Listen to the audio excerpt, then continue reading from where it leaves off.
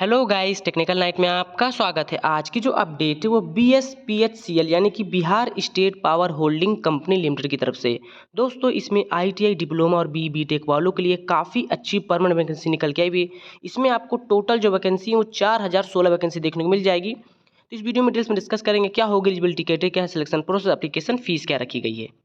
दोस्तों, BSPHCL में recruitment निकल के आई हुई थी पहले आपकी अप्रैल माह में, जिसमें डिप्लोमा वालों के लिए जनरल कैंडिडेट के लिए कोई भी वैकेंसी नहीं थी और वैकेंसी भी काफ़ी लिमिटेड मात्रा में थी। तो दोस्तों, अब आपके जो एप्लीकेशन है रीओपन होंगे, क्योंकि यहाँ पर आरक्षण का केस दायर किया गया था। यहाँ पर देखिए दिया हुआ है कि दायर SLP के पारित में फलाफल से प्रभावित होने की शर्तों के अधीन संप्रति बिहार राज्य में प्रभावी पूर्व प्रवत आरक्षण नियमावली के अनुसार Bihar state power company limited के नियोजन सूचना ये दी हुई है। तो यहाँ पर अब आपको रिवाइज वैकेंसी देखने को मिलती है और ये जो एप्लीकेशन है वो रीओपन हो जाएगा आपका 1 अक्टूबर से, यानी कि 1 अक्टूबर से आप अप्लाई कर सकते हैं। यहाँ पर हम वैकेंसी में एक नज़र देख लेते हैं। AEE इसमें आपका BTech इलेक्ट्रिकल वाले अप्लाई कर पाएंगे वैलिड गेट स्कोर के साथ। देखिए यहाँ पे G लिखा हुआ है, W लिखा हुआ है। G मतलब जनरल, W मतलब वीमेन। वीमेन में केवल वीमेन कैंडिडेट अप्लाई कर पाएंगे, जनरल में सभी कैंडिडेट अप्लाई कर पाएंगे, वीमेन भी इसमें इंक्लूड रहेंगे। तो इस प्रकार टोटल आपको AE की वैकेंसी 86 देखने को मिल जाती है, जो कि काफ़ी अच्छी वैकेंसी है। और JEE यानी JEE GTO इसमें डिप्लोमा आपका इलेक्ट्रिकल से है, किसी भी स्टेट से अप्लाई कर सकते हैं। जनरल में UR में जो 36 वैकेंसी है जनरल वाली, उसमें अप्लाई कर सकते हैं। वीमेन में केवल जो भी कैंडिडेट वहाँ के हैं बिहार स्टेट के वही अप्लाई कर पाएंगे। तो यहाँ पर जनरल और वीमेन, जनरल वीमेन करके देख सकते हैं। EWS SC ST EBC और BC कैंडिडेट में टोटल 113 वैकेंसी रखी गई है JEE इलेक्ट्रिकल में, जो कि काफ़ी अच्छी सीट है। उससे आपको यहाँ पे नॉन टेक्निकल की सीटें देखने को मिल जाती है। टेक्नीशियन ग्रेड की लगभग आपकी 2000 वैकेंसी थी पहले, अब आपकी वैकेंसी रिवाइज हो गई है, जिसमें से 2156 टोटल वैकेंसी हो गई। जनरल की 560 वैकेंसी, जिसमें जनरल में आपकी वीमेन कैंडिडेट की 303 सीटें, यानी कि वीमेन कैंडिडेट को यहाँ पर काफ़ी अच्छा फायदा देखने को मिल जाता है। नए आवेदन की आरंभिक तिथि जो है आपकी 1 अक्टूबर 2024 स्टार्ट हो जाएगी, जिसको आप 15/10/2024 तक अप्लाई कर पाएंगे। यानी कि जो आपकी रिवाइज हुई, इसलिए आप 15 दिन में ही अप्लाई करना होगा। पहले आपकी 1 अप्रैल से लेके 30 अप्रैल तक लास्ट डेट थी, लेकिन अब आपको 15 दिन का समय मिलेगा अप्लाई करने के लिए। बात करते हैं कि जो कैंडिडेट अप्लाई करती हैं वो क्या करेंगे। देखिए यहाँ पे लिखा हुआ, वैसे अभ्यर्थी जो पूर्व में आवेदन भर चुके हैं उन्हें पुनः उसी पद के लिए नए सिरे से आवेदन करने की आवश्यकता नहीं है। यदि आपने ITI करके रखा है, ITI से आपने अप्लाई कर दिया है, तो आपको अप्लाई करने की जरूरत नहीं है। जो वैकेंसी आपको सारी वैकेंसी मिलेगी। लेकिन जैसे आपने ITI के साथ डिप्लोमा भी करके रखा है, तो डिप्लोमा वाले अप्लाई करेंगे। नए अभ्यर्थी अपनी शैक्षिक योग्यता अर्हता के अनुरूप ऑनलाइन आवेदन भरने की पूर्व वेबसाइट पर संदर्भ पद हेतु प्रदर्शित विस्तृत विज्ञापन का भली भांति अध्ययन कर लेंगे। हम आपको अभी बता देते हैं, उपरोक्त पदों के लिए आयोजित होने वाली CBT की कार्यक्रम के संबंध में सूचना का प्रकाशन अलग से किया जाएगा। यानी कि जो पहले आपकी CBT की डेट थी, अब आपकी CBT की डेट एक्सटेंड हो जाएगी, क्योंकि ये आपका रीओपन हुआ, जो कि 15/10/2024 की लास्ट डेट है। बात कर लेते हैं एलिजिबिलिटी क्राइटेरिया की।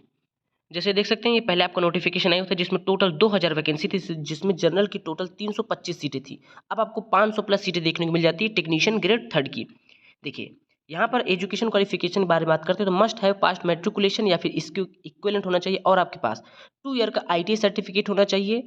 दिल्ली NCVT या फिर state council of vocational training यानी NCVT या फिर SCVT से होना चाहिए आपका। ITI अप्लाई कर सकते हैं, कोई भी एक्सपीरियंस रिक्वायर्ड नहीं है।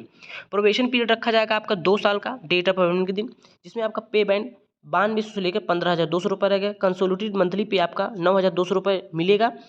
उसका जैसे ही आपका कंप्लीशन हो जाएगा 1 ईयर का प्रोबेशन पीरियड, लेवल 4 का पेमेंट आपका स्टार्ट हो जाएगा।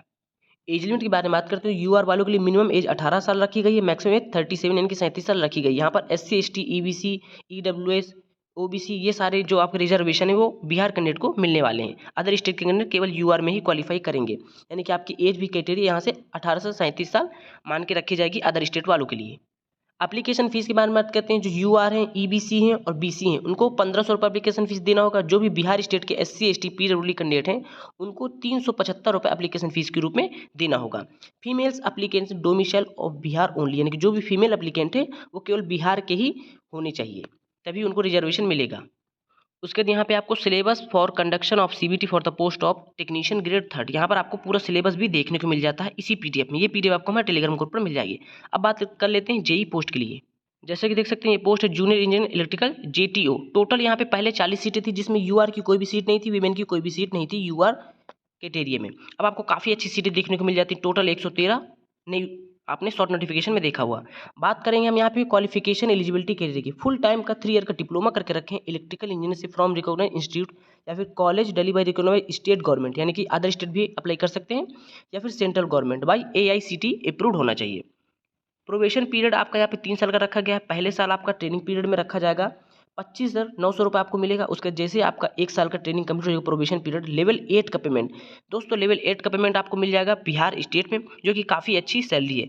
एज लिमिट आपकी यहाँ पे रखी गई 18 से 37 साल यूआर वालों के लिए, जो भी कैंडिडेट हैं बिहार स्टेट के, वो यहाँ पे रिजर्वेशन का फायदा ले सकते हैं। एप्लीकेशन फीस जैसे कि हमने आईटीआई वाले पोस्ट में बताया था, उसी प्रकार आपको यहाँ पे भी 1500 रुपये देना होगा। यूआर EBC BC वालों के लिए 375 रुपये देना होगा, जो भी कैंडिडेट बिहार स्टेट के होंगे, SC ST PWD female candidate. दोस्तों बात कर लेते हैं असिस्टेंट एग्जीक्यूटिव इंजीनियर GTO की, जो कि basis of the valid GATE score के आधार पर था।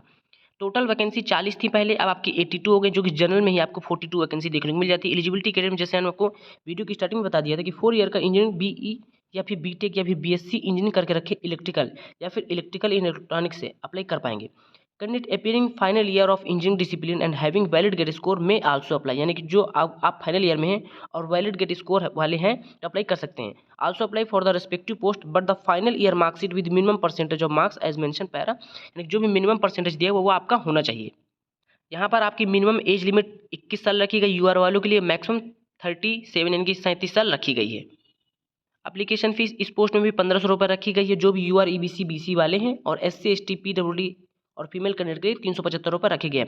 मोड ऑफ सिलेक्शन के बारे में बात करें, selection will be done on the basis of the candidates valid GATE score के आधार पर आपका सिलेक्शन रखा गया है। बाकी जेई पोस्ट में और टेक्नीशियन पोस्ट में आपका CBT रखा जाएगा, CBT के आधार पर आपका फाइनल सिलेक्शन होगा। सो दोस्तों एक बार देनी थी वीडियो पसंद, लाइक करें, चैनल को रिसर्च करें, सब्सक्राइब जरूर कर ले। मिलते हैं अगले वीडियो पर, तब तक के लिए नमस्कार।